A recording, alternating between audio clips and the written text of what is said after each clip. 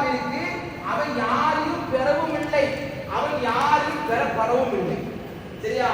நம்மளுக்கு அத்தாமா இருக்கிறாங்க,